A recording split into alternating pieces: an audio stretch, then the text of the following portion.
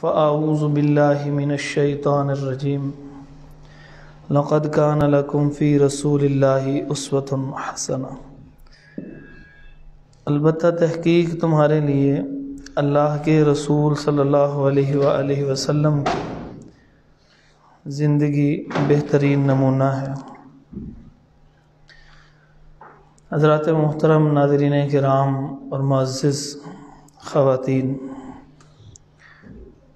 ہم یہاں تک پہنچے تھے کہ نبی پاک صلی اللہ علیہ وآلہ وسلم نے پوری دنیا کے اندر دین پھیلانا جو آپ علیہ الصلوۃ والسلام کی بنیادی بعثت کا مقصد تھا، اور اسی مقصد کے حصول کے لیے دیگر ضروریات جو بھی رستے میں آئیں، حتیٰ کہ جہاد بھی ہوا، وہ کیا۔ اور بیٹے باتیں نہیں کریں، اور اسی مقصد کے حصول کے لیے آپ علیہ الصلوۃ والسلام نے پھر اپنے عزیز صحابہ کرام رضی اللہ عنہم کو اپنے سے دور کیا اور مختلف علاقوں کے اندر بھجوا دیا۔ اور جس وقت آپ صلی اللہ علیہ وسلم کے صحابہ مختلف علاقوں میں گئے تو ان میں سے مشہور جو علاقے تھے وہ 8 تھے۔ ان میں سے 3 کی طرف آپ صلی اللہ علیہ وسلم نے جو خط بھیجا تو انہوں نے اسلام کو خوشی سے قبول کیا۔ 5 نے ان میں سے اسلام قبول نہیں کیا، اور ایک رستے میں ایک اور آدمی نے نبی پاک صلی اللہ علیہ وسلم کی ایک وحی الہی کے تحت دی ہوئی خبر کے تحت اسلام قبول کر لیا۔ اس کے بعد نبی پاک صلی اللہ علیہ وآلہ وسلم نے جو عرب کے اندر سب سے خوفناک اور خطرناک، اس وقت ان کی تعداد بھی بہت زیادہ تھی اور اسلحے کے اعتبار سے بھی ان کی گرفت بہت زیادہ تھی، اور اسی طرح ان کی جو مالی حیثیت تھی وہ بھی بڑی مضبوط تھی۔ یہودی 3 یہودی قبائل کو ان کی عہد شکنی کی وجہ سے نکال دیا تھا، اور آپ صلی اللہ علیہ وسلم خود ان کو بغیر کسی سبب کے نہیں نکالا، کیونکہ جب وعدہ کر لیا تو پھر وعدے کی پاسداری کی۔ لیکن ان کے جو زیادہ قبائل آباد تھے وہ ایک بستی تھی جس کو خیبر کہا جاتا تھا۔ واقعہ کچھ یوں ہوا کہ جس وقت یہود وہ پوری دنیا کے اندر حکومت کا خواب دیکھ رہے تھے تو وہ داؤد علیہ الصلوۃ والسلام کے زمانے کو یاد کرتے تھے، کیونکہ داؤد علیہ الصلوۃ والسلام کے زمانے میں ایک پہاڑی جل سہون کے مقام پر آپ نے باقاعدہ داؤد علیہ السلام نے ایک چھاؤنی قائم کی تھی، اور اس چھاؤنی سے فوجیں نکلتی اور پورے علاقوں میں آہستہ آہستہ کر کے جاتی اور وہاں پر سلطنت کی بنیاد رکھتی چلی جا رہی تھی۔ جیسے آپ نے سنا ہوا ہے نا، حضرت عمر رضی اللہ عنہ کے زمانے میں لاکھوں مربع میل جو ہے وہ اسلام کے پرچم تلے آ چکا تھا۔ ایسے ہی داؤد علیہ الصلوۃ والسلام کے زمانے میں، اور داؤد علیہ الصلوۃ والسلام کے جد امجد کا نام تھا حضرت یعقوب علیہ السلام، اور یعقوب علیہ الصلوۃ والسلام کو اسرائیل کہا جاتا تھا، اس لیے پوری قوم بنی اسرائیل کہلاتی تھی۔ تو ایک ان کی سلطنت کا نام اسرائیل تھا اس زمانے میں، سلطنت اسرائیل، یعنی بنی اسرائیل کی سلطنت وسیع ہو رہی تھی۔ تو وہ بہت بڑی سلطنت ہو چکی تھی، کافی علاقے ان کے اندر موجود تھے۔ اس کے بعد ایک بادشاہ آیا، داؤد علیہ السلام کا زمانہ گزرا، سلیمان علیہ الصلوۃ والسلام کا زمانہ گزرا، ایک بادشاہ آیا جس بادشاہ کا نام بخت نصر تھا۔ اس نے پھر یہودیوں کو وہ مار ماری کہ جہاں یہودی نظر آئے گردن اتار دیں۔ بس اس نے نہیں دیکھا کہ کسی نے جرم کیا، کسی نے جرم نہیں کیا، اس نے یہودی ہونا جرم قرار دے دیا، اور اتنی تعداد کے اندر یہودیوں کا مار دیا۔ میں نے آپ کو ذکر کیا تھا یہودیوں کا کلمہ کوئی نہیں ہے، یعنی کوئی یہودی نہیں ہو سکتا، ان کا سہولت کار تو بن سکتا ہے، یہودی مذہب میں داخل ہی نہیں ہو سکتا، اس کے اندر اتنی سپیس ہی نہیں ہے۔ وہ کہتے ہیں جو بائی برتھ یہودی ہوگا وہی یہودی ہوگا، اسی لیے اپنے ایک ایک پیدا ہونے والے بچے کا وظیفہ مقرر کرتے ہیں، اس کی حفاظت کرتے ہیں یہ لوگ۔ حتیٰ کہ آپ دیکھتے ہیں نا فلسطین کے اندر ہر آئے دن جو ہے وہ کچھ عرصہ گزرتا ہے، 6-8 مہینے گزرتے ہیں اور یہ وہاں پر قتل و غارت شروع کر دیتے ہیں۔ اس کا ایک سبب یہ ہے کہ ان کے اندر مرد ہو یا عورت ہو، 17 سے 22 سال کی عمر کے دوران اس 5 سالوں میں سے 3 سال ہر مرد یا عورت کے اوپر لازم ہے کہ وہ فوجی بنے، اور پھر وہ اس کی تربیت کے لیے یہودیوں مختلف ہیلے بہانوں سے فلسطینی بچوں اور بڑوں کو قتل کرواتے ہیں۔ جب بندہ مار دیتے ہیں تو پھر وہ اس میں ایک سختی آ جاتی ہے اور نفرت کی فضا قائم ہو جاتی ہے۔ یہ ہے وہ سبب سارا۔ تو بخت نصر نے جب ان کو خوب مارا نا تو ان کی نسل کم ہونے لگی۔ تو جب ان کی نسل کم ہونے لگی تو یہ وہاں سے بھاگ گئے۔ انہوں نے اپنی کتابوں میں تورات میں پڑھا تھا کہ آخری ایک نبی آنے والے آئیں گے، اور جب وہ آ جائیں گے پھر اس وقت یہودیوں کو کوئی، یعنی اللہ تعالیٰ کے دین پہ عمل کرنے والے اس نبی کے ماننے والوں کو کوئی شکست نہیں دے سکے گا، پوری دنیا کے اوپر ان کی حکمرانی ہو جائے گی۔ تو حضرت ابراہیم علیہ السلام کے لیے یہ وعدہ تھا کہ ان کی نسل میں سے آیا تھا۔ ان کی نسل میں سے ایک نسل چل رہی تھی، اسحاق علیہ السلام کی نسل تھی، جس کو بنی اسرائیل کہا جاتا تھا۔ تو وہ سمجھتے تھے کہ ہماری نسل میں سے ہوگا، حالانکہ اللہ تعالیٰ نے جو وعدہ کیا تھا وہ ابراہیم علیہ السلام کی اولاد میں سے کیا۔ تو ابراہیم علیہ السلام کے بڑے بیٹے اسماعیل علیہ السلام تھے، اللہ نے وہ آخری نبی جو ہے وہ حضرت محمد رسول اللہ صلی اللہ علیہ وسلم وہاں بھیجے تھے۔ تو اس وجہ سے وہ یہودی جانتے پوچھتے نبی صلی اللہ علیہ وسلم کو نہیں مانتے تھے۔ یہ ہے وہ اہم پوائنٹ۔ تو وہ مانگتے، طلب کرتے، یستفتحون، اللہ تعالیٰ فرماتے ہیں یہ اللہ تعالیٰ سے رو رو کے دعائیں مانگتے، یا اللہ آخری نبی بھیج دے تاکہ ہماری جو ہر جگہ سے ہمیں مار پڑ رہی ہے ہم بچ جائیں۔ اور ساتھ ان کی تورات میں لکھا تھا وہ آخری نبی کھجوروں کے علاقے میں آئیں گے۔ اب ان کا اشارہ جو دیکھا انہوں نے، تو وہ اشارہ جو ہے انہوں نے یہ حجاز کے علاقے کی طرف دیکھا کہ ادھر جو ہے وہ کھجوروں کے وہ باغات اور یہ چیزیں ہیں۔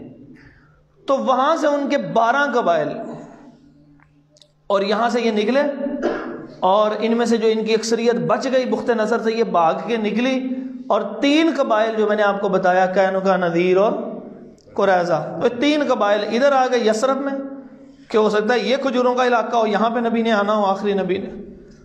اور جو 7-8-9 قبائل تھے ان کی اکثریت جو ہے وہ خیبر کے اندر آباد ہو گئے، کیونکہ وہ بھی کھجوروں کا علاقہ تھا بڑا سرسبز۔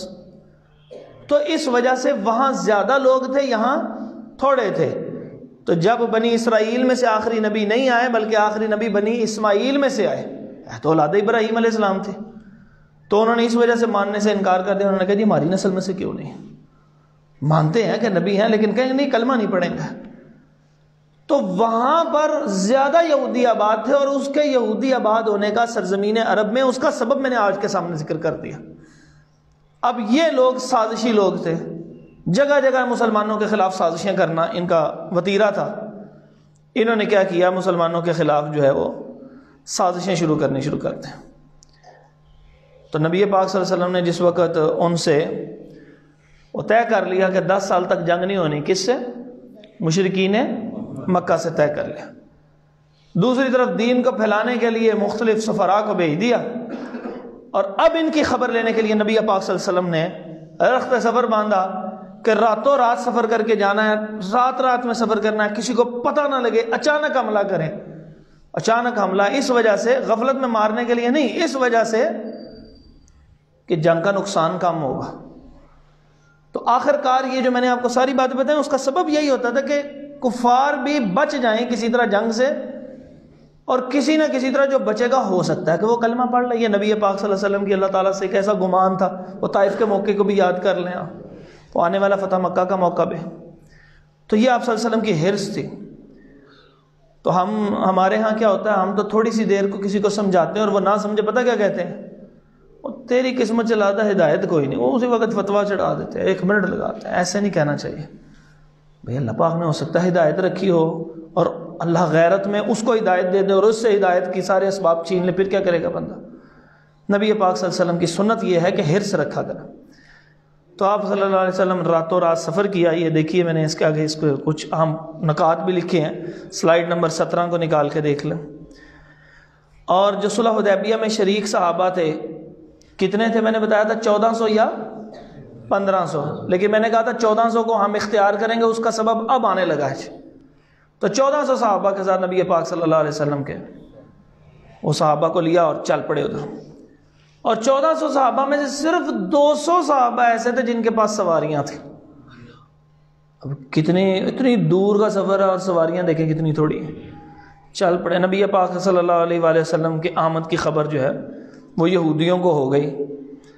اب انہوں نے وہ قلعوں کے اندر محصور ہو گئے۔ نبی پاک صلی اللہ علیہ وسلم نے محاصرہ کر لیا۔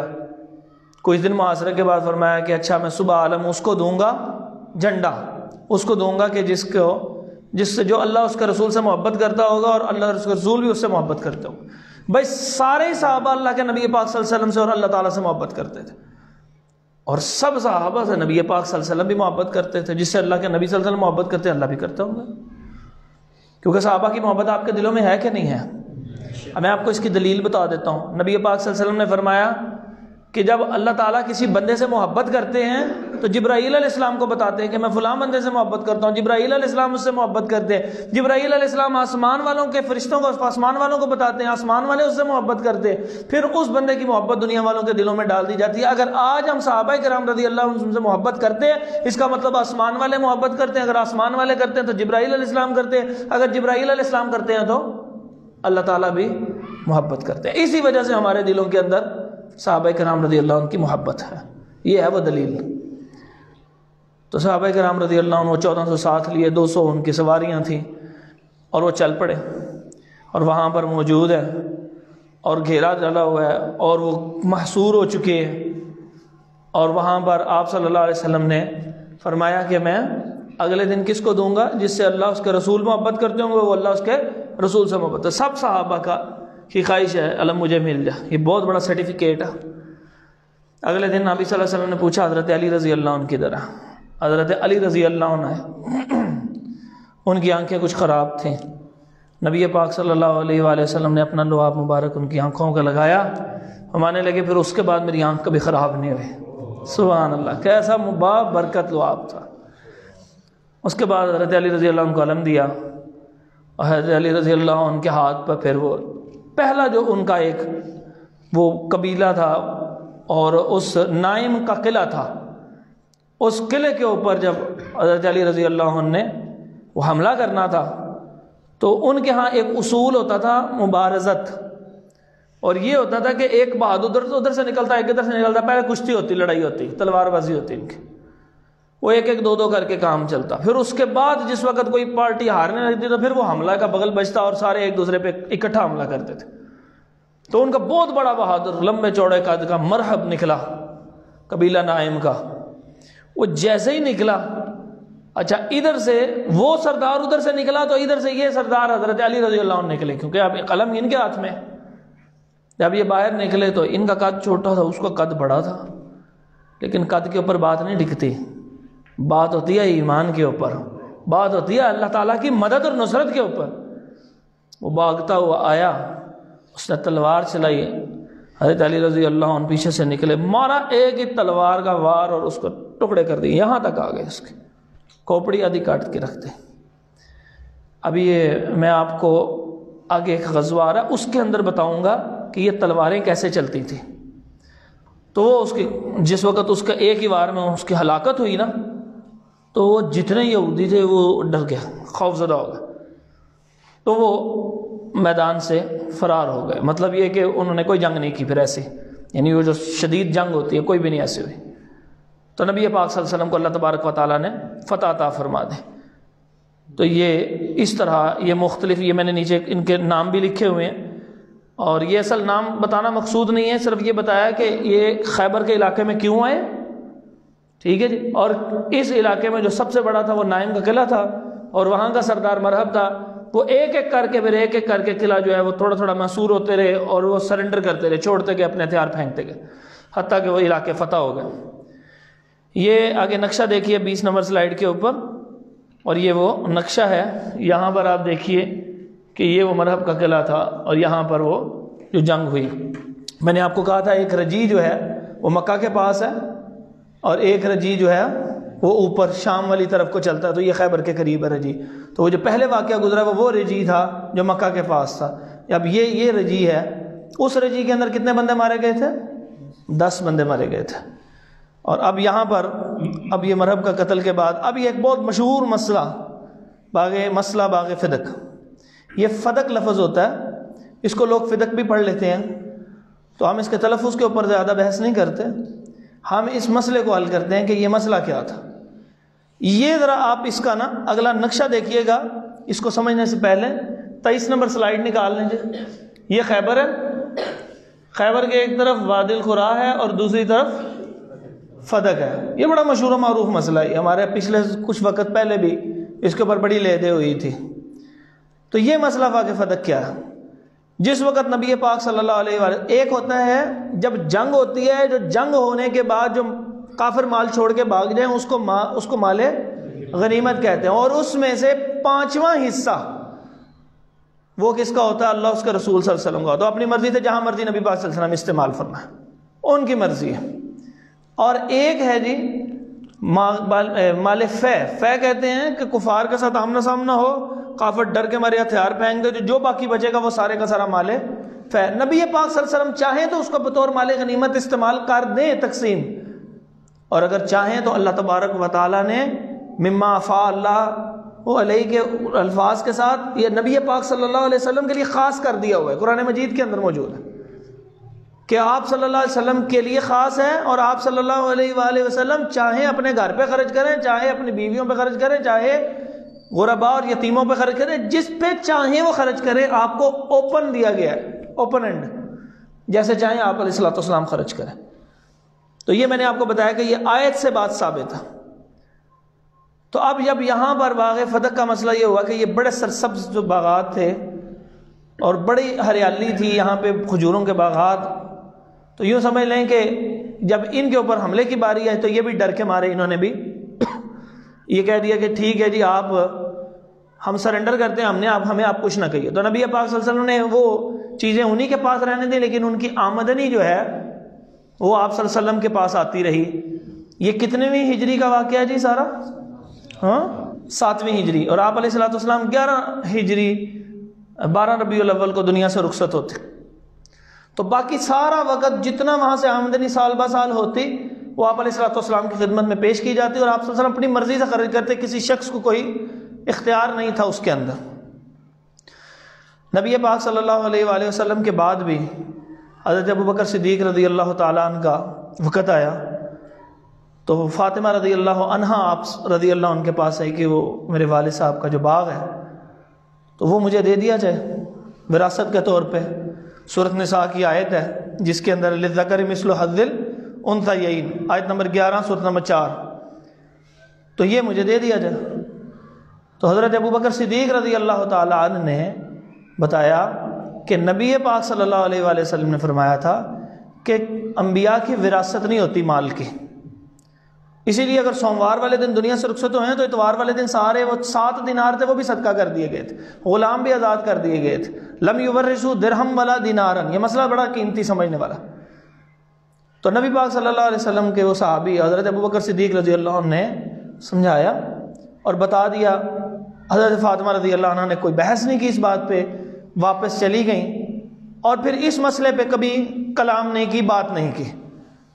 مشہور کر دیا جی آپ فاطمہ رضی اللہ عنہ نے کبھی حضرت ابوبکر رضی اللہ عنہ سے 6 ماہ اس کے بعد زندہ نہیں، ان سے کبھی بات نہیں کی، نہیں وہ اس مسئلے کے بارے میں بات نہیں کی. یہ بات کو سمجھ لیں، جب ان کو حدیث پتہ لگ گئی انہوں نے اس مسئلے کے بارے میں بات نہیں کی. اور ویسے میں آپ کو ایک دلیل دے دیتا ہوں، سورت نمبر 33 آیت نمبر بھی 33، انٹرسٹنگ فیکٹ ہے، سورت نمبر بھی 33 آیت نمبر بھی 33، وَقَرْنَ فِي بُيُوتِكُنَّ وَلَا تَبَرَّجْنَ تَبَرُّجَ الْجَاهِلِيَّةِ الْأُولَى وَأَقِمْنَ الصَّلَاةَ وَآتِينَ الزَّكَاةَ وَأَطِعْنَ اللَّهَ وَرَسُولَهُ إِنَّمَا يُرِيدُ اللَّهُ لِيُذْهِبَ عَنْكُمُ الرِّجْسَ أَهْلَ الْبَيْتِ. یہ جو گھر والی ازواج مطہرات ہیں ان کے لیے اللہ تعالیٰ اہل بیت کا لفظ استعمال فرما رہے ہیں. کس کے لیے استعمال فرما رہے ہیں؟ اہل بیت کے لیے. حضرت محمد رسول اللہ صلی اللہ علیہ وآلہ وسلم کی کتنی ازواج مطہرات زندہ تھیں آپ صلی اللہ علیہ وسلم کی دنیا سے رخصت ہونے کے وقت میں؟ 9. یہ بتائیے کہ اب بیوی کا حصہ ہوتا ہے کہ نہیں ہوتا؟ ہوتا ہے نا وراثت میں. کیا کبھی کسی بیوی نے کوئی طلب کیا تھا وراثت میں حصہ؟ اگر یہ وراثت کا ہی تھا تو ازواج مطہرات کو بھی آنا چاہیے تھا، انہوں نے طلب نہیں کیا۔ اور اگر یہ وراثت کا ہی تھا تو حضرت علی رضی اللہ عنہ کے پاس جس وقت خلافت آئی تھی تو انہوں نے اس وقت کیوں نہیں تقسیم کیا؟ مطلب یہ ہے کہ وہ فاطمہ رضی اللہ عنہ کو بات پتہ لگ گئی، ایک حدیث ان تک پہنچ گئی، انہوں نے دوبارہ اس مسئلے میں بات نہیں کی اور بنتا بھی نہیں، جب حدیث آ گئی تو بس ٹھیک ہے۔ تو یہ تھی سیدہ فاطمہ رضی اللہ تعالی عنہا کا وہ ایک واقعہ جس کے متعلق یہ باغ فتح کے حوالے سے ذکر کیا جاتا۔ اس کے بعد وادی القریٰ بھی اسی طرح ہاتھ میں آ گیا، اور یہ بھی مال فے ہی تھا یہاں سے ملنے والا۔ اور اس کے بعد آخری جو ہے وہ مال غنیمت کے حوالے سے، مال غنیمت کے حوالے سے بعد میں بتاتا ہوں۔ سیدہ صفیہ رضی اللہ عنہا سے آپ صلی اللہ علیہ وسلم کا نکاح ہو گیا، اور ایک یہودیہ عورت نے آپ صلی اللہ علیہ وسلم کی دعوت کی، آپ علیہ الصلوۃ والسلام نے اس کی دعوت کو قبول کر لیا۔ اور آپ کو پتہ ہے کہ یہودیوں کی کمائی کون سی ہوتی تھی؟ اللہ تعالیٰ نے گواہی دی ہے اکالون للسحت، حرام کھاتے تھے۔ تو اگر کوئی شخص حرام ایسا کھاتا ہو کہ جو اس کی ذات تک محدود حکمی حرام ہو، یہ فقہی مسئلہ سمجھ لیں، تو پھر اگر وہ دعوت کرے تو مسئلہ تبدیل الیدین کی وجہ سے اس کا گناہ اس کے اوپر، اگر آپ کو وہ دعوت دے تو آپ دعوت قبول کریں گے، کیونکہ نبی پاک صلی اللہ علیہ وسلم نے یہودیہ کی دعوت قبول فرمائی۔ لیکن ابو داود کے اندر حدیث ہے کہ اگر کسی کا مال غصب کیا ہو، ایک ہوتا ہے حکمی حرام ہونا، سود حکمی حرام ہے، حکمن حرام ہے، اور ایک ہے حقوق العباد کی وجہ سے حرام ہونا، وہ کون ہے؟ چوری کرنا، ڈکیتی ڈالنا، فراڈ، ناپ تول میں کمی۔ آپ صلی اللہ علیہ وسلم کے سامنے چوری کی بکری کا لایا گیا، نبی پاک صلی اللہ علیہ وسلم نے اس کو رد کر دیا۔ تو اس سے معلوم یہ ہوا کہ اگر کسی نے چوری، فراڈ وغیرہ کیا ہوا ہے، کسی کا مال ایسے چھینا ہوا ہے، تو پھر اس بندے کی دعوت قبول نہیں کی جائے گی۔ لیکن اگر کوئی بندہ وہی ایسا کام کرتا ہے جیسے وہ یہودیوں کے کام تھے اکالون للسحت والے، تو پھر اگر وہ دعوت کرتا ہے تو مسئلہ تبدیل الیدین کے تحت وہ گناہ اس کے اوپر رہے گا۔ بچہ کھا سکتا ہے، جیسے باپ اگر حرام کماتا ہے تو اس کی اولاد اگر وہ کھاتی ہے تو اولاد حرام کھانے والی نہیں ہوگی، مسئلہ تبدیل الیدین کے تحت حرام کا گناہ اس باپ کے سر ہوگا۔ یہ بات سمجھ لا کریں۔ تو یہ میں نے اس لیے بتایا کہ لوگ کہتے ہیں جس وقت آپ ممبر و محراب کے اوپر بیٹھ کے کہتے ہیں فلاں چیز حرام ہے، فلاں چیز حرام ہے، جس وقت چندہ لینے کی باری آتی ہے تو کہتے ہیں ٹھیک ہے لاؤ جناب کتنے کی رسید کاٹنی ہے۔ کہتے ہیں مولوی کرتے ہی ایسے ہیں، کیا کرتے ہیں؟ نبی پاک صلی اللہ علیہ وسلم نے دعوت قبول فرما رہے۔ جب مسئلے کا علم ہو تو اس پہلے مسئلے کو علماء سے پوچھیں کہ مسئلہ کیا ہے۔ تو جہاں پر جتنی چیز کی اجازت ہے اتنی چیز کی تو اجازت ہے، اس سے زیادہ کی اجازت نہیں ہے۔ تو اس عورت نے اس کے اندر زہر شامل کر دیا۔ تو ایک صحابی بشیر رضی اللہ تعالیٰ عنہ تھے، انہوں نے ایسے کھانے لگے تو ایک لقمہ ان کے اندر چلا گیا۔ نبی پاک صلی اللہ علیہ وسلم کو اللہ رب العزت نے بتا دیا وحی کے ذریعے، لیکن آپ صلی اللہ علیہ وسلم کی زبان پہ آ چکا تھا وہ، تو آپ صلی اللہ علیہ وسلم نے اس کو پھینک دیا۔ تو آپ علیہ الصلوۃ والسلام پہ اس کے اثرات وہ جو ہے وہ جسمانی اثرات اس زہر کے رہے، اور بشیر رضی اللہ تعالیٰ عنہ جو ہے وہ کچھ دن بعد وہ فوت ہو گئے اس زہر کی وجہ سے۔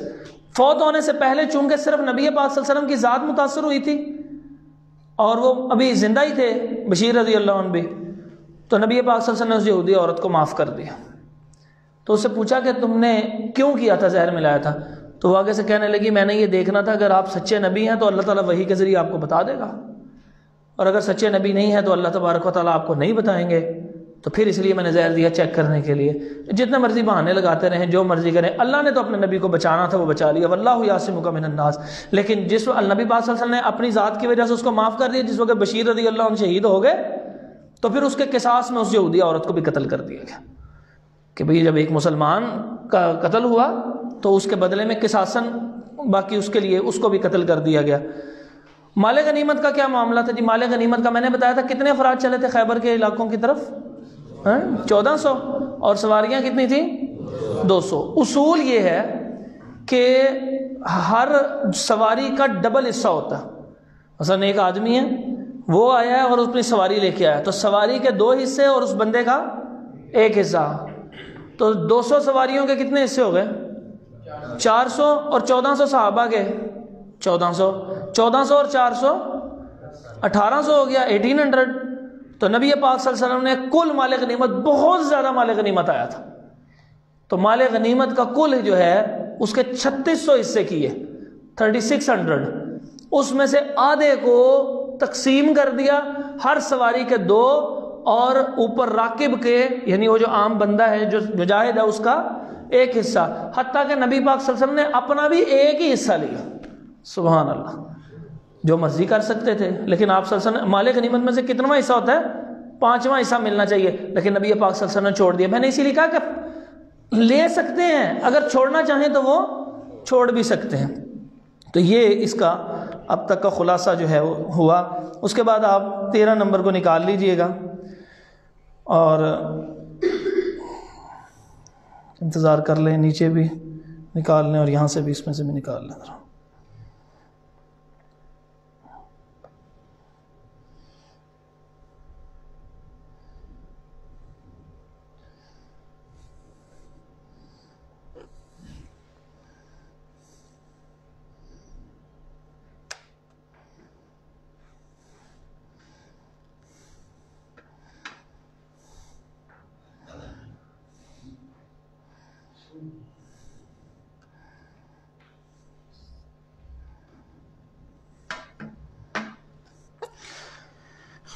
چلو اس پہ تھوڑی دیر ہے، میں ویسے شروع کر دیتا ہوں، امید ہے نیچے نکال لیا ہوگا. جس وقت نبی پاک صلی اللہ علیہ وسلم خیبر سے واپس آ گئے نا، تو آپ علیہ الصلوۃ والسلام نے کو علم ہوا کہ ایک علاقہ ہے جہاں پر جو ہے وہ ڈاکہ رہزنی کی جا رہی ہے. اس رہزنی کی وجہ سے نبی پاک صلی اللہ علیہ وسلم کو پہلے بھی ایک وہ ڈاکوؤں کے متعلق آپ علیہ الصلوۃ والسلام نے بڑا لمبا سفر کروایا تھا. وہ کون سا تھا؟ دومۃ الجندل. اب اس دفعہ پھر آپ علیہ الصلوۃ والسلام نے اسی طرح حکم دیا، اور آپ صلی اللہ علیہ وآلہ وسلم نے صحابہ کو ساتھ لیا اور ساتھ لے کے چل پڑے.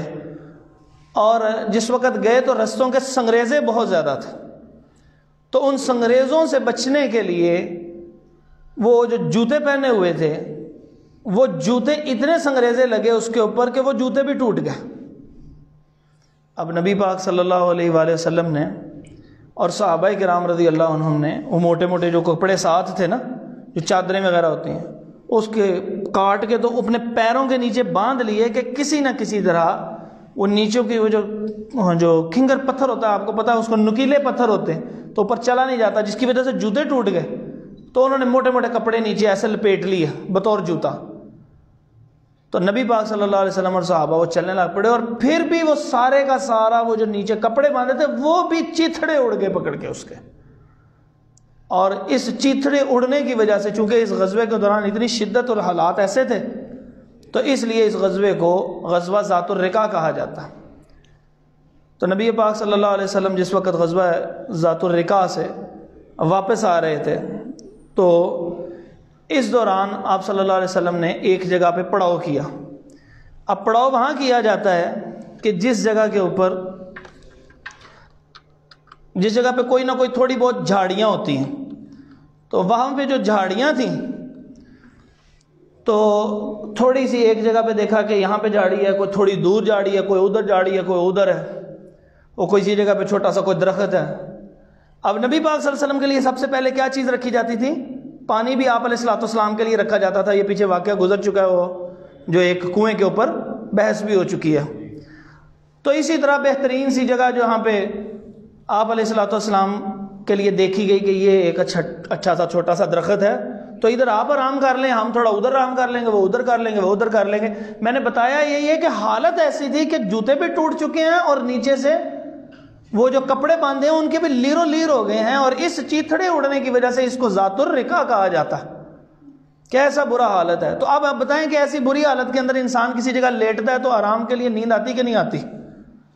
تو وہ ساتھ ہی صحابہ کرام رضی اللہ عنہم کو وہ نیند آئی، اور صحابہ کرام رضی اللہ عنہ سو گئے. ادھر نبی پاک صلی اللہ علیہ وسلم نے اپنی تلوار لٹکائی، اور آپ علیہ الصلوۃ والسلام کی بھی آنکھ لگ گئی. راہ چلتے ہوئے ایک بندہ جو ہے وہ عرابی بدو پینڈو، اس کو کیا پتا کون کون ہے، تو وہ دیکھا، اس نے کہا کہ یہ سب سے اچھی جگہ پہ لیٹے ہوئے ہیں، کون ہوں گے؟ کوئی بڑے سردار ہوں گے. تو ایسے ہی پکڑی وہ تلوار کو، ایسے اچانک پکڑ لیا، اور ایسے پکڑ کے غصے سے کہنے لگا من یمنعک منی، آپ کو مجھ سے کون بچائے گا؟ نبی پاک صلی اللہ علیہ وسلم نے آنکھیں کھولیں، اور آنکھیں کھول کے بڑی تسلی سے آپ صلی اللہ علیہ وسلم فرمانے لگے اللہ بچائے گا. او خوف کے مارے اس کے ہاتھوں سے ایسے اعصاب ڈھیلے ہوئے، اور ساتھ ہی تلوار نیچے. کون بچائے گا؟ اللہ بچائے گا. اس کو اللہ کا تصور نہیں تھا اصل میں. اس کو معلوم ہونا چاہیے تھا کہ اللہ کتنا طاقتور ہے. وہ کدھر آسمان نظر نہیں آتا پہلا، پھر اس کے بعد دوسرا، تیسرا، چوتھا، پانچواں، چھٹا، ساتواں، پھر اللہ کی کرسی، وسع کرسی السماوات والارض، پھر اللہ کا عرش، پھر اللہ. کتنا طاقتور ہے رب، اس کو تصور نہیں تھا. لیکن لفظ اللہ کی ہیبت اتنی تھی کہ اس کے ہاتھ سے تلوار گر گئی. نبی پاک صلی اللہ علیہ وسلم نے تلوار اٹھائی اور تلوار اٹھا کے وہی لفظ اس کو کہے میں یمنعک منی، اب تجھے مجھ سے کون بچائے گا. اس کو کیا کہنا چاہیے تھا؟ اشہد ان لا الہ الا اللہ کہنا چاہیے تھا، واشہد ان محمدًا عبدہ ورسولہ کہنا چاہیے تھا. لیکن نہیں سمجھ آنے والا تھا. کہنے لگے جی آپ بڑے اچھے ہیں، آپ کا خاندان بھی، جانتا بھی نہیں ہے، کہتا ہے آپ کے خاندان بھی اچھا ہے، آپ بھی اچھے ہیں. وہ لگا تعریفیں کرنے. اور نبی پاک صلی اللہ علیہ وسلم فرمایا جاؤ چلے جاؤ. آپ علیہ الصلوۃ والسلام تعریف سن کے خوش نہیں ہوئے. آپ علیہ وسلم کو پتہ لگ گیا کہ جس کو اللہ کے ہیبت اور جلال کی وجہ سے گری تلوار میں پھر بھی پتہ نہ لگ سکا کہ رب کتنا طاقتور ہے، میں اس کا اللہ کا کلمہ، اس کا اللہ کو مان ہی لوں، اس کے نبی کا کلمہ ہی پڑھ لوں. جب اس کو یہ بات نہیں سمجھ آ سکی تو اب یہ عام دنیا داری کر رہا ہے، تملق کر رہا ہے کہ جناب آپ بڑے اچھے ہیں، آپ کا خاندان بڑا اچھا ہے. تو جانتا تو ہے کوئی نہیں کہ کون ہے نبی پاک صلی اللہ علیہ وسلم. ایسے ہی کہی جا رہا ہے کہ میں بچ جاؤں کسی طرح. تو جس کو اتنی سی سمجھ ہو تو نبی پاک صلی اللہ علیہ وسلم نے اس کو سزا دینے کی کوئی ضرورت ہی محسوس نہیں کی کہ اس کو سمجھ ہی کوئی نہیں. تو اس سے معلوم ہوا کہ اگر کسی بندے کو سمجھ نہ ہو نا تو اس کو سزا نہیں دینی چاہیے اگر بات آپ تک رہے. جب بات عدالت میں چلی جائے تو پھر وہ عدالت کا معاملہ ہے. جیسے نبی پاک صلی اللہ علیہ وسلم کے ایک واقعہ پیش آیا کہ ایک نے چوری کر لی. چوری کی کیا سزا ہے جی اسلام میں؟ ہاتھ کاٹنا. جب ہاتھ کاٹنے لگا یعنی فیصلہ ہو گیا، وہ کہنے لگا جی میں نے اس کو معاف کر دیا. فرمایا معاف پہلے کرنا تھا. اب معاملہ جس وقت یہاں پر آ گیا اب معافی نہیں ہے، اب عدالت نے عدل کرنا ہے، عدالت نے معافی نہیں دینی. جب تمہارے تک معاملہ تھا تو معاف کر دینا تھا، پہلے ہی معاف کر دینا تھا. عدالت میں لاؤ گے تو سزا ملے گی. تو جس وقت مظلوم ہوں اور آپ سمجھے ہیں کہ اس کو سمجھ نہیں ہے تو نبی پاک صلی اللہ علیہ وسلم کی سنت کو یاد رکھیے گا، چھوڑ دیجیے، اللہ رب العزت عزتوں میں اضافہ فرما دیتے ہیں. اس کے بعد میں نے یہ ایک چھوٹی سی چیز ذکر کی ہے کہ کسی وقت آپ نے خود بھی انشاءاللہ اس کے بعد پڑھیں گے نا سیرت آپ لوگ، تو اس میں یاد رکھیے گا کہ بہت ساری چیزیں جو ہوتی ہیں کہیں سیرت کی کتابوں میں کسی ترتیب میں ہوتی ہیں، کسی میں ہوتی ہیں. تو غزوہ ذات الرقاع جو ہے یہ 5ویں ہجری محرم کے واقعات میں بہت سی سیرت کی کتابوں میں لکھا ہوا. یہ جو میں نے بھی آپ کو سامنے سارا واقعہ، لیکن میں نے اس کو کتنویں میں لکھا ہے یہ دیکھیے 7ویں ہجری ربیع الاول میں. کیوں لکھا ہے؟ اس لیے کیونکہ اس غزوے کے اندر حضرت ابو ہریرہ رضی اللہ عنہ شریک ہوئے تھے اور حضرت ابو ہریرہ رضی اللہ عنہ 5ویں ہجری میں ایمان ہی نہیں تھے لے کے آئے ابھی. تو اس لیے جب وہ اس میں شریک ہوئے اس کا مطلب یہ ہے کہ 5 ہجری کا یہ واقعہ نہیں ہے. کس ہجری کا ہوگا؟ کم از کم 7ویں کا. اس کے بعد نبی پاک صلی اللہ علیہ وآلہ وسلم کے صحابہ واپس آ رہے ہیں تو ایک جگہ 2 صحابہ کے درمیان یہ بات طے ہوئی کہ ایک پیرا دے گا، دونوں پیرا دیں گے. ان میں سے ایک کہنے لگا دوسرے کو کہنے لگا اس طرح کرتے ہیں آدھا میں پیرا دیتا ہوں اور آدھا آپ پیرا دے دیجئے. تو جس وقت آدھا پیرے کی بات ہو گئی کہا آپ پہلے آرام کر لیں، پہلے میں پیرا دے دیتا ہوں. اب اس کو تو سلا دیا اور خود بھی نیند آ گئی کہ اب میں کیا کروں. تو انہوں نے نیند سے بچنے کے لیے کیا کیا؟ وضو کیا اور نماز شروع کر لیا. ہمارے ہاں جس وقت نماز پڑھ رہے ہوتے ہیں تو نیند آتی ہے کہ نہیں آتی؟ بڑی نیند آتی ہے. اور جمعے کے دوران بھی اکثر جو ہے وہ نیند آ جاتی ہے. سردیوں کے اندر تو اس کا بہت اچھا حل ہے، میں آپ کو بتا دیتا ہوں. سردیوں میں جن کو نیند آ رہی ہو نا جمعے کے اندر، خطبہ جمعہ کے اندر، تو وہ ایک رومال جو ہے نا وہ گیلا کر کے اپنے سامنے رکھیں. جب آئیں آپ جمعے کے لیے تو رومال گیلا کر کے لے کے آئیں، یہاں پہ رکھیں. اب جس وقت نیند آئے تو بس آپ نے پہلے جھٹکے میں اس کو اٹھانا ہے اور اچھی طرح منہ پہ مالنا ہے. جب وہ ٹھنڈا آپ کی آنکھوں پہ لگے گا تو انشاءاللہ آدھا گھنٹہ نیند نہیں آئے گی، آپ تسلی سے جو ہے وہ خطبہ سن سکتے ہیں. تو وہ نیند کنہوں نے کیا کیا؟ وہ نیند سے بچنے کے لیے نماز شروع کر لیں. اب وہ نماز شروع کی ہے تو وہ قرآن پڑھ رہے ہیں، ان کا دل اتنا لگا نیند ہی ساری اڑ گئی. اور دور سے بندے نے دیکھا، اس نے کہا یہ سایہ ہل رہا ہے. اس نے مارا تیر، وہ چھرے کی طرح جا کے لگا، اور جب وہ لگا تو وہ خون بہنے لگ پڑا. یہ پڑھ ہی جا رہے ہیں، پھر تیر مارا. پھر کتنی دیر کے بعد جب انہوں نے رکوع کیا، دوسری رکعت مکمل کی، سلام پھیر کے ساتھ والے کو جگایا تو یہ خون برا حال. اور اسی خون سے ان کی شہادت بھی ہوگی. کتنا خون نکلا ہوگا آپ اندازہ لگائیے. تو یہ کیفیت ان سے پوچھا کہ آپ نے مجھے جگایا کیوں نہیں؟ کہنے لگے میں سورۃ کہف کی تلاوت کر رہا تھا، مزہ اتنا آ رہا تھا میرا دل نہیں کر رہا تھا سلام پھیروں. سبحان اللہ، کیا کیفیت ہوگی. تو سورۃ کہف کا ترجمہ جب آپ پڑھیں گے نا تو پھر آپ کو پتہ لگے گا اس میں کتنے واقعات ہیں اور کیا اللہ رب العزت کے جاہ و جلال کا تذکرہ ہے کہ جس کے پڑھتے پڑھتے صحابہ کی ساری نیند بھی اڑی ہوئی ہے، خون بھی نکل رہا ہے۔ اور اس سے ایک اور مسئلہ بھی سمجھ لیں کہ صحابی رسول صلی اللہ علیہ وسلم میں ساتھ ہیں نبی پاک صلی اللہ علیہ وسلم کے غزوے میں، یعنی نبی پاک صلی اللہ علیہ وسلم بھی موجود ہیں۔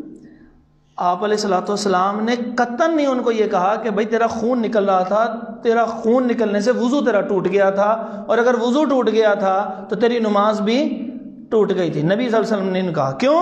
کیونکہ مجرد خون نکلنے سے وضو نہیں ٹوٹتا، اگر ٹوٹتا ہوتا تو صحابی رسول صلی اللہ علیہ وسلم کو علم تھا کہ یہ وضو نہیں ٹوٹتا، اسی لیے انہوں نے نماز کیا رکھی؟ جاری رکھی۔ اس لیے کہتے ہیں صحابہ کرام رضی اللہ عنہم کو مسائل کا ہم سے زیادہ علم ہے، تو اس سے خالی وضو جو ہے خون نکلنے سے خالی وضو نہیں ٹوٹتا۔ اس کے بعد نبی پاک صلی اللہ علیہ وآلہ وسلم نے وہ جو ایک صلح حدیبیہ کے موقع پہ ان سے کہا تھا کہ میں اگلے سال آؤں گا، تو اگلا سال جس وقت آیا تو نبی پاک صلی اللہ علیہ وآلہ وسلم نے صحابہ سے کہا وہ چلیں، وہ 1400 تو پچھلے تھے اور بھی کچھ افراد شامل ہو گئے، تقریباً 2000 کے قریب افراد جو ہیں وہ شامل ہوئے، اور وہ 2000 کا ایک لشکر گیا۔ وہاں پہ ایک شرط طے کی تھی کہ اسلحہ نہیں لے کے آئیں گے، صرف کون سی چیز لے کے آ سکیں گے؟ تلوار۔ مگر نبی پاک صلی اللہ علیہ وسلم نے شرط کے طے کرنے کے باوجود اچھی طرح اسلحے سے لیس ہو کے نکلے وہاں سے، لیکن وعدہ خلافی نہیں کی۔ کیسے؟ اس میں بہت بڑی حکمت ہے۔ جس وقت مکے کے بالکل قریب پہنچے، یہ دیکھیے یہ نقشہ ہے، یہ سلائیڈ نمبر 9، اس کے اندر دیکھیے جب یہاں قریب پہنچے نا تو اندر لانا منع تھا، رستہ اسلحے کے ساتھ ہی گزارا۔ اب ان لوگوں کا کیا پتا تھا مشرکین مکہ کا کہ وہ اپنے عہد کو توڑ دیں جیسے ان کی حرکتیں تھیں، اور اگر وہ حملہ کر دیتے تو خالی تلواروں سے مقابلہ مشکل ہو جانا تھا۔ تو اس لیے نبی پاک صلی اللہ علیہ وآلہ وسلم، میں ایسے نہیں کہا کرتا، یاد رکھیے نبی پاک صلی اللہ علیہ وسلم جیسا ملٹری جینیس دنیا کے اندر نہیں کبھی کوئی آیا۔ کیا خوبصورت نظام ہے کہ شرائط کو پورا کیا۔ جس وقت بالکل داخل ہونے لگے 200 بندوں کو کہا آپ نے یہ سارے اسلحے کے پاس رہنا ہے، 1800 بندے کے ساتھ آپ صلی اللہ علیہ وسلم اندر داخل ہوئے، اور آپ صلی اللہ علیہ وسلم نے عمرہ کیا، 3 دن رہے، 3 دن سے زیادہ نہیں رہے، اور یہ اس لیے اسلحہ ساتھ لے کے گئے تھے اگر انہوں نے حملہ کر دیا تو یہ 200 کے 200 ان کے حملہ کرنے کے بعد ہمارا اسلحہ لے کے آئیں گے تو پھر جنگ ہو جائے گی آرام سکون سے۔ تو ان کو بھی اندازہ ہو گیا کہ اسلحہ تو باہر پڑا ہے، انہوں نے وعدہ خلافی بھی نہیں کی کیونکہ مکہ کے اندر تو لے کے نہیں ہے۔ تو جس وقت یہ آئے عاجزی انکساری کے ساتھ وہ طواف کرنے لگے نا، تو کافر دور سے آوازیں لگا رہے ہیں، جب لے کوئی بیس پہ کوئی چڑھا، کوئی کسی پہ چڑھا، دور سے آواز لگا رہا، دیکھو جی یہ تو مدینے کی فضاؤں کی وجہ سے ان سے چلا نہیں جاتا اور یہ بیمار ہو گئے۔ نبی پاک صلی اللہ علیہ وسلم نے حکم دیا کہ تیز تیز بھاگ کے چلنا۔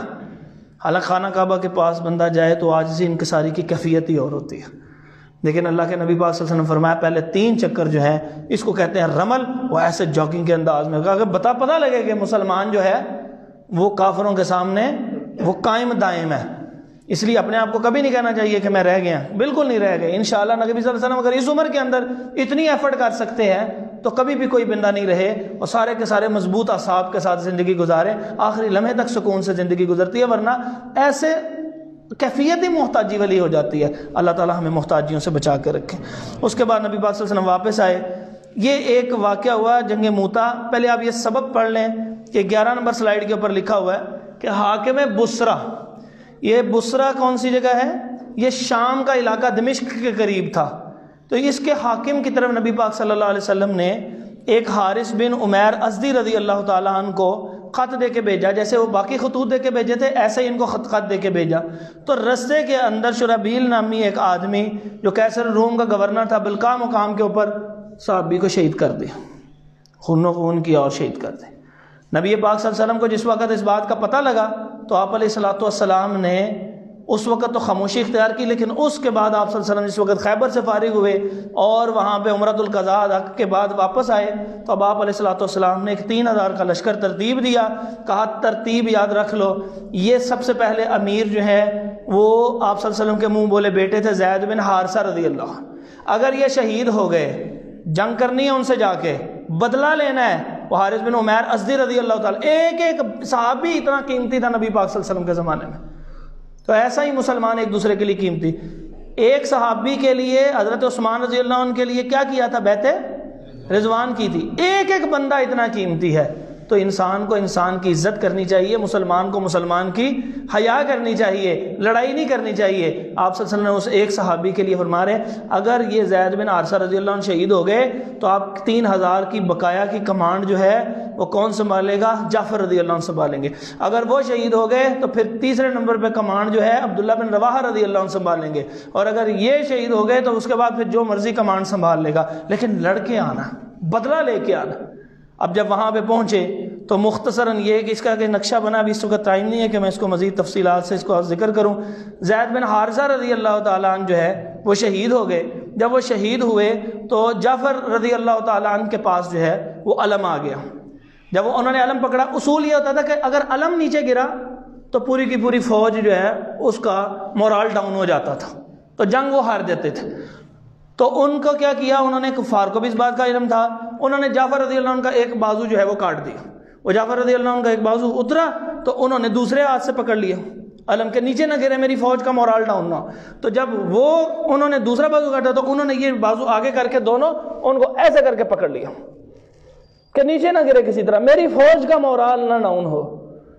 اور اس کے اندر یہ بہت بڑی نصیحت ہے بزرگوں کے لیے۔ میں ازراہ کہیں جی پورے ادب کے ساتھ میں عرض کروں، کبھی اپنے بچوں کے سامنے اپنی موت کا تذکرہ نہ کیا کریں، بچوں کے مورال ڈاؤن ہو جاتے ہیں اس سے۔ یہ جعفر رضی اللہ تعالیٰ عنہ کا یہ کہ سیرت ہم کیوں پڑھ رہے ہیں؟ اپنی زندگی کے اندر عمل کرنا ہے، کبھی نہیں، حوصلے کے ساتھ۔ بزرگوں نے تو حوصلے دینے ہیں، چھوٹی چھوٹی بات پہ حوصلہ نہیں چھوڑیں، جتنی بھی تکلیف آئی ہے اللہ اس کا اجر ضرور دے گا۔ بچوں کے حوصلے نہیں، انشاءاللہ کبھی بھی بچوں کے حوصلے نہیں ڈاؤن کرنے، وہ اگلی صفوں کے اندر انشاءاللہ اپنے بچوں کی جو ہے وہ کمانڈ کرنی ہے، ان کو دنیا کی زندگی کے اندر یہ آنے والے مصائب سے لڑنا سکھانا ہے، نہ کہ یہ کہنا میں پتہ رہ ہی گیا اور میرے کو کچھ بھی نہیں ہوتا۔ نہیں جی، نہیں ہوتا، اللہ تعالیٰ کو پتہ ہے، بچوں کو تو حوصلہ دیں۔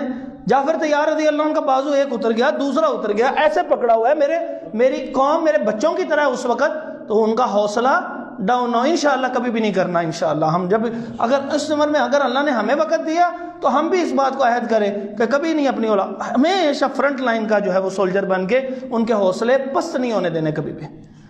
تو اس طرح وہ انہوں نے کیا کیا، انہوں نے اس وقت ان کو اس حالت میں بھی شہید کر دیا۔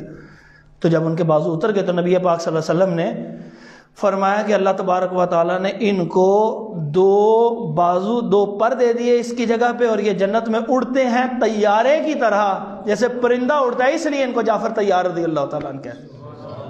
یہ ہے وہ جعفر طیار، اس حوصلے کی ہمت، حوصلہ۔ جب لفظ جعفر طیار رضی اللہ عنہ بولے، لفظ طیار پہ آپ کو یاد آنا چاہیے زندگی حوصلے کے ساتھ گزارنی ہے، اپنے ماتحتوں کو ہمیشہ حوصلہ دے کے رکھنا، لیڈ کرنا انشاءاللہ۔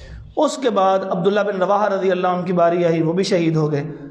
اب اسی حالت میں وہ اب علم نیچے گر گیا، تو اب علم جو ہے وہ ایک انصاری رضی اللہ عنہ نے اٹھا لیا، اور اس کے بعد وہ علم جو ہے وہ حضرت خالد بن ولید رضی اللہ عنہ نے اٹھا لیا۔ اب خالد بن ولید رضی اللہ عنہ جس وقت علم لیا تو اب یہ کمانڈ کر رہے ہیں۔ اچھا بعض اوقات ایسے ہوتا ہے انسان کو غصہ چڑھتا ہے نا، تو اس زور سے دوسرے کو مارتا ہے کہ بعد میں کہتا ہے اوئے ہوئے اتنی زور سے میرا ہاتھ درد کر رہا ہے۔ کبھی سوچا ہے کہ دوسرے کے اوپر کیا بیتی ہے جس کے اوپر آپ کا ہاتھ لگا، اتنی زور سے کہ آپ کا ہاتھ جو ہے وہ درد کرنا ہے؟ وہ سٹک مار دیتے ہیں، کسی کو کوئی چیز مارتے ہیں وہ چیز ٹوٹ جاتی ہے، کتنی طاقت ہوتی ہے۔ تو وہ جو تلوار ہے، اب آپ نے غور کرنا، میں نے کہا تھا میں آپ کو تلوار کے متعلق بتاؤں گا۔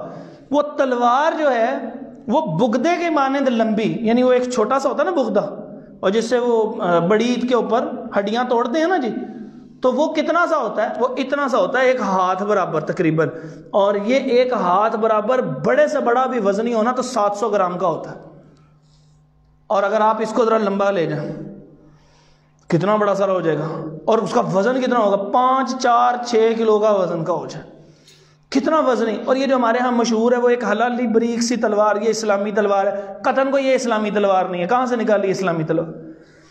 کہتے ہیں جی ایک تلوار ماری، میں نے کہا تھا حضرت علی رضی اللہ عنہ کا بھی سناؤں گا میں آپ کو واقعہ کی بات، کہ انہوں نے ایک تلوار سے ان کی گردن جو اتاری تھی، وہ اتنی بریک تلوار سے گردن اترتی، کبھی سوچیں کبھی غور کر۔ یہ حلالی تلوار یوں نہیں تھی، تلوار لمبی تھی، آگے والا جو حصہ ہے نا، جو بالکل آخر والا، اس سے تھوڑا سا پہلا حصہ اتنا موٹا سارا ہوتا تھا۔ وہ پڑھے جو جہاد کی کتاب المغازی وغیرہ، اس کے اندر یہ ساری تصویریں، یہ چیزیں بتائی گئی ہیں، منظر کشی ہے۔ وہ اتنی بڑی ساری اور بھاری تلواریں ہوا کرتی تھیں۔ اب آپ دیکھیے خالد بن ولید رضی اللہ عنہ نے ایسے تلوار پکڑی اور یہ مار رہے ہیں. اب ان کو پتا ہے میرے پیچھے جو 3000 بندے ہیں ان میں جو چند تو شہید ہو چکے ہیں, تو اب یہ کیا کر رہے ہیں, جو سامنے آتا ہے مارا, اس زور سے ماری, وہ ادھر کٹ کے گرا, وہ اس زور سے ماری, ادھر کٹ کے گرا. اچھا اتنی زور زور سے ماری کہ کافروں کی ہڈیوں سے ٹکرا کے تلوار ہی ٹوٹ گئی.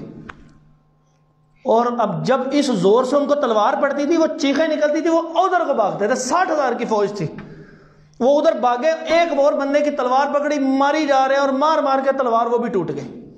تیسری تلوار پکڑی, وہ بھی ٹوٹ گئی. 9 تلواریں خالد بن ولید رضی اللہ عنہ کے ہاتھ پہ ٹوٹی. اب آپ اندازہ لگائیں کہ وہ 9 تلواریں ٹوٹی ہوں گی تو بندے ان کے کتنے مرے ہوں گے. اور ایسے جدھر گئے اور بس ماری چلی جا رہے ہیں, وہ اس زور سے مار رہے ہیں کہ ایون تلوار ٹوٹ جاتی ہے. تو وہ 60 کے 60,000 کے فوج جو ہے وہ حیران پریشان ہے کہ یہ کیا چیز ہے, یہ کیا کیفیت ہو رہی ہے. تو اب یہ مارتے مارتے تھوڑا تھوڑا پیچھے ہٹ رہے ہیں. وہ پیچھے ہٹتے ہٹتے ہٹتے ہٹتے اتنا پیچھے ہٹے کہ ان کے دل میں اللہ تعالیٰ نے ایسا روب ڈالا. انہوں نے کہا یہ پیچھے جا کے نا انہوں نے پلٹ کے نا ہم پہ ایسا حملہ کرنا ہے, یا پیچھے فوج موجود ہے اس کے ساتھ مل کے پیچھے سے حملہ کرنا ہے, یہ 60 کے 60 ہمیں مار دینا. اور وہ ڈر کے مارے ایسے پیچھے کو بھاگ. جب وہ بھاگے تو یہ سکون سے اپنے صحابہ کو لے کے, یعنی اپنے دوستوں کو لے کے, نبی پاک صلی اللہ علیہ وسلم کے صحابہ کو لے کے واپس آ گئے. ہوئی تو بہت بڑی بہادری کا واقعہ ہے, لیکن ابھی بدلہ پورا نہیں ہوا. کس کا؟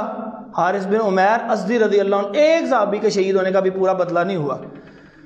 تو نبی پاک صلی اللہ علیہ وآلہ وسلم مکہ مدینہ کے اندر موجود ہیں, لیکن آپ صلی اللہ علیہ وسلم نے اس کا بدلہ لینے کے لیے تبوک کی جنگ لڑی تھی. ہوا یہ کہ 2 قبیلے تھے, ایک شرط طے ہوئی تھی کہ آپس میں لڑنا نہیں ہے, لیکن جو مکے والے ہیں اور مدینے والے ہیں, مکے والوں کا جو حلیف قبیلہ ہوگا, دوست ہوگا, وہ بھی مدینے والوں سے نہیں لڑے گا, اور نہ مدینے والے کے دوستوں سے لڑے گا. یہاں پہ آپ اگر سلائیڈ نمبر 21 کو نکال کے دیکھیں تو مکے والوں کا ایک دوست قبیلہ تھا جس کا نام بنو بکر تھا, اور مدینے والے نبی پاک صلی اللہ علیہ وسلم کا ایک دوست قبیلہ تھا جس کا نام بنو خزاعہ تھا. تو اب انہوں نے کیا کیا, بنو بکر نے بنو خزاعہ کو قتل کرنا شروع کر دیا. یہ بنو خزاعہ کے بندے بھاگ کے, اس فیملی کے بندے بھاگ کے خانہ کعبہ کے اندر گئے, یعنی وہاں پہ حرم کے اندر گئے, خانہ کعبہ کے غلاف کو پکڑ کے کہتے ہیں ہمیں کچھ نہیں کہنا. بنو بکر نے وہاں سے کھینچا اور وہیں پہ تلواریں چلا کے ان کی گردنیں اتارے. اب کیا چاہیے تھا کہ مکے والوں کو چاہیے تھا نا کہ بنو بکر کا ہاتھ روکتے. یہ قریب کھڑے ہنس رہے ہیں, کہتے ہیں ٹھیک ہے کرو دیکھ لیں گے. اب انہوں نے معاہدہ کس نے توڑا جی؟ نبی پاک صلی اللہ علیہ وسلم نے کہ انہوں نے توڑ دیا نا معاہدہ, روکنا چاہیے تھا. اب یہ بنو خزاعہ کے جو تھوڑے سے بندے بچ گئے, یہ نبی پاک صلی اللہ علیہ وسلم کے پاس جا کے فریاد کرنے لگے. نبی پاک صلی اللہ علیہ وآلہ وسلم نے جو ہے معلوم ہو گیا کہ انہوں نے معاہدہ توڑ دیا. آپ علیہ الصلوۃ والسلام نے حملے کا ارادہ فرمایا. تھوڑی سی بھنک پڑ گئی ابو سفیان کو, تو وہ وہاں سے ہی جو ہے آیا, انہوں نے کہا چلو میں خود جا کے اس دفعہ بات کرتا ہوں. سہیل بن عمر نہیں, اب میں خود بات کرتا ہوں. تو ان کو کسی بندے نے بھی جو ہے وہ ساتھ نہیں دیا, اور حتیٰ کہ ابو سفیان اسی طرح ناکام واپس چلے گئے. اور آپ علیہ الصلوۃ والسلام نے حکم دیا کہ خفیہ طور پہ اس وقت اب حملہ کرنا ہوگا, کسی کو کانوں کا خبر نہ ہو کہ کس وقت ہم نے مکہ کے اوپر اٹیک کرنا. تو مکہ کے اوپر نہیں تھا, بنیادی طور پہ بنو خزاعہ کے بندے جو مارے گئے تھے ان کا بدلہ لینا تھا آپ صلی اللہ علیہ وسلم. تو ایک صحابی تھے, بدری صحابی تھے, حضرت حاطب بن ابی بلتہ رضی اللہ تعالیٰ.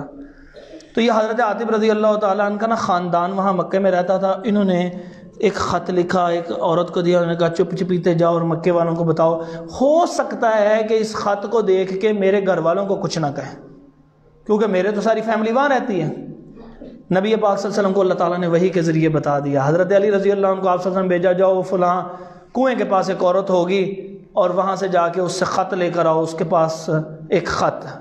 وہ گئے, حضرت علی رضی اللہ عنہ نے کہا نکالو خط. وہ کہنے کی جی میرے پاس تو کوئی خط نہیں ہے. تو حضرت علی رضی اللہ تعالیٰ عنہ نے سخت الفاظ ارشاد فرمائے. انہوں نے کہا تلاشی لی جائے گی تمہاری, کیونکہ ہمارے نبی نے فرمایا کہ تمہارے پاس خط ہے. تلاشی لی گئی تو اس کے پاس نہیں خط نکلی. وہ کہنے کی میں نے تو آپ کو کہا تھا میرے پاس نہیں ہے. کہنے لگے اللہ کی قسم تمہارے پاس ہی ہے, کیونکہ ہمارے نبی نے کہا تمہارے پاس ہے, وہ جھوٹ نہیں بولتا. آخر کار اس کو جس وقت اندازہ ہوا کہ عزائم اچھے نہیں ہیں, جوڑے میں سے نکال کے کہنے لگے یہ جی وہ خط پکڑ لیں. تو وہ حضرت علی رضی اللہ عنہ لے کے نبی پاک صلی اللہ علیہ وسلم کے پاس آ گئے. اب حضرت حاطب رضی اللہ تعالیٰ عنہ کا اگر یہ عمل نہ ہوتا، کسی عام انسان کا عمل ہوتا، تو اس کو غداری کہتے ہیں، اور غداری کی سزا قتل ہوتی ہے۔ حضرت عمر رضی اللہ عنہ کہنے لگے آپ مجھے اجازت دیں میں ان کی گردن اتار دوں۔ رسول اللہ صلی اللہ علیہ وسلم نے فرمایا آپ کو پتہ نہیں ہے بدری صحابی ہیں؟ تو جو غزوہ بدر کے اندر شریک ہوا، اللہ تبارک و تعالیٰ نے اس کی سب لغزشوں کو معاف فرما دیا۔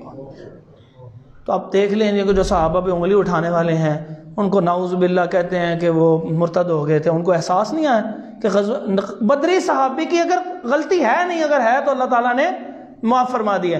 اب یہ کیا ہوا، آپ صلی اللہ علیہ وسلم کا قافلہ چلتا ہے، خاموشی سے جاتا ہے۔ یہ میں تقریباً 5 منٹ آج اور اضافی لوں، کل آج آپ کا آخری ہے دن انشاءاللہ، تو آپ 5 منٹ اور دے دیجئے مجھے آج انشاءاللہ۔ نبی پاک صلی اللہ علیہ وسلم چلتے ہیں، جس وقت مکہ کے قریب پہنچ رہے ہیں تو وہاں پر ایک قافلہ چھوٹا سا آ رہا ہے، اس کے اندر حضرت رسول اللہ صلی اللہ علیہ وسلم کے چچا عباس رضی اللہ تعالیٰ عنہ تھے۔ حضرت عباس رضی اللہ تعالیٰ عنہ آئے اور وہ کہہ رہے ہیں کہ میں اس لیے آ رہا تھا کہ میں کلمہ پڑھ کے مسلمان ہونا چاہتا ہوں۔ تو خود آئے ہیں، وہ کسی فتح مکہ کے موقع کے اوپر نہیں، فتح ہونے سے پہلے آئے۔ اب نبی پاک صلی اللہ علیہ وسلم نے بڑا خوبصورت ایک مختصراً ذکر کرنے لگا، ایک بہترین قسم کا ایک کی پلاننگ کی۔ جب مکہ کے قریب پہنچے نا تو اس وقت جو ہے آپ صلی اللہ علیہ وسلم نے ایک اصول دیا، انہوں نے کہا کہ ہر بندہ آج اپنا کھانا خود پکائے گا۔ مکہ کے اندر داخل نہیں ہوئے، جسٹ سپوز کہ یہ اگر کوئی مکہ ہو مثال دے دیتے ہیں، یہ پیچھے ایک نقشہ ہے، یہ سلائیڈ نمبر 23 کے اوپر جی یہ مکہ ہے۔ اب مکہ کے ارد گرد جو ہے آپ صلی اللہ علیہ وسلم نے فرمایا کہ جہاں پر موجود ہو تو یہاں پہ گھیراؤ کرنا ہے، اور یہاں پر ہر بندے نے آج اپنا کھانا خود پکانا ہے۔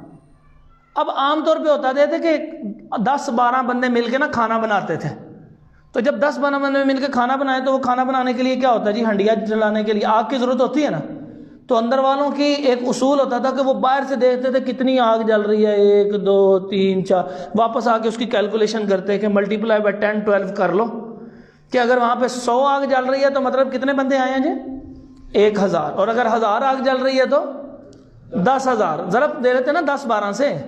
تو جب 10,000 بندے لے کے نبی پاک صلی اللہ علیہ وسلم آئے اور فرمایا آج ہر بندے نے اپنا کھانا خود پکانا ہے، بھوکا بھی نہیں رہنا، تو کتنی آگ جلی تھی؟ ہاں 10,000 آگ جلی۔ اندر والے جو سیانے بنے تھے انہوں نے کتنی کیلکولیشن کر لی؟ انہوں نے کہا بندہ 1 لاکھ آ گیا، اندر جا کے کہنے لگے جی 1 لاکھ بندہ آ گیا ہے، اب کیا کرنا ہے؟ انہوں نے کہا چھوڑو ہتھیار پھینکو، نبی پاک صلی اللہ علیہ وسلم کے پاس چلو، اور نبی پاک صلی اللہ علیہ وسلم کے پاس آئے اور آ کے انہوں نے ہتھیار پھینک دی۔ حضرت ابو سفیان رضی اللہ تعالیٰ عنہ بن گئے، یعنی انہوں نے بھی اسلام قبول کر لیا۔ تو ابتدا کے اندر تو وہ اسلام قبول کر لیا، لیکن پھر ایسا دل میں راسخ ہوا کہ نبی پاک صلی اللہ علیہ وسلم نے کیسی کیسی دلجوئی کی۔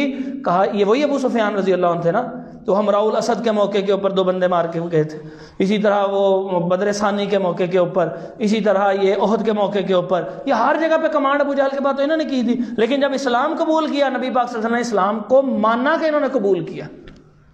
آج لوگ ان کے اوپر طرح طرح کے الزامات لگاتے ہیں، ان کو احساس کرنا چاہیے۔ نبی پاک صلی اللہ علیہ وسلم نے فرمایا جو ابو سفیان کے گھر چلے گئے رضی اللہ تعالی عنہ، میں نے ان کو بھی امان دے دی، جو ہند کے گھر چلے گئے امان دے دی، دروازہ بند کر لیا امان دے دی، سرنڈر کر دیا، ہتھیار پھینک دیا امان دے دی، کسی کو کچھ نہ کہا جائے۔ اسی اسنا میں آپ صلی اللہ علیہ وسلم کا لشکر جو ہے وہ ایک چھوٹا سا لشکر لے کے خالد بن ولید رضی اللہ تعالیٰ عنہ آگے گئے، تو رستے میں اکرمہ نزل آ گئے، ابو جہل کے بیٹے، کہنے لگے اکرمہ خندمہ کے مقام میں کہنے لگے چھوڑو ہتھیار کیا کرنے ہیں، پتہ چھوڑو تم بھی ہتھیار پھینکو۔ کہنے لگا نہیں میرے والد صاحب جو ہیں وہ ساری زندگی لڑتے رہے، ہم ہتھیار نہیں پھینکیں گے۔ بتھیرا سمجھایا خالد بن ولید رضی اللہ عنہ، نہیں مانے، حملہ ہوا، اس کے کچھ بندے ان کے مرے اور وہ بھی بھاگ گئے۔ وہ بھاگ کے جو ہے وہ سمندری راستے کی طرف چل پڑا۔ جب وہ سمندری راستے کے اوپر گئے تو وہ کشتی میں بیٹھے تو کشتی نہ ڈولے، تو وہ جو ملا تھا وہ کہنے لگا اللہ کو پکارو، ایک اللہ یہاں کام آئے گا۔ وہ کہنے لگے ایک اللہ کیوں کام آئے گا؟ وہ جو عزا حبل لات منات تھے وہ کدھر گئے؟ وہ کہنے لگا مجھے بھی مرواؤ گے ہم سب کو؟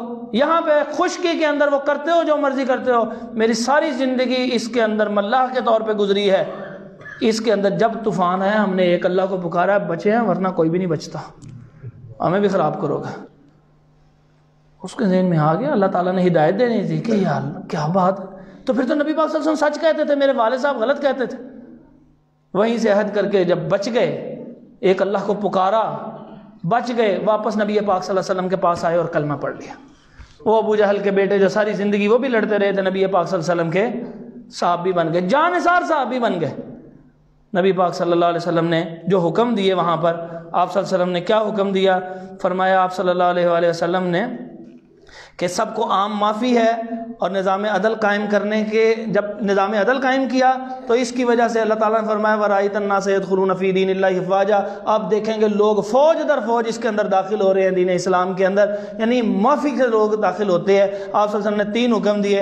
حضرت عمر رضی اللہ تعالیٰ عنہ کو حکم دیا سلائیڈ نمبر 28 کے اوپر کہ تصاویر کو جو ہے وہ ختم کر دیا جائے، بتوں کو توڑ دیا جائے۔ خود نبی پاک صلی اللہ علیہ وسلم نے جو خانہ کعبہ کے ارد گرد 360 بت تھے ساروں کو پاش پاش کر دیا۔ حضرت علی رضی اللہ عنہ کو حکم دیا کہ جو قبریں اونچی ہیں ان کو سب کو برابر کر دے۔ بلال رضی اللہ عنہ کو حکم دیا خانہ کعبہ کی چھت کے اوپر کھڑے ہوں، بت ختم ہو چکے، صدائیں بلند ہوں گی اللہ اکبر کی۔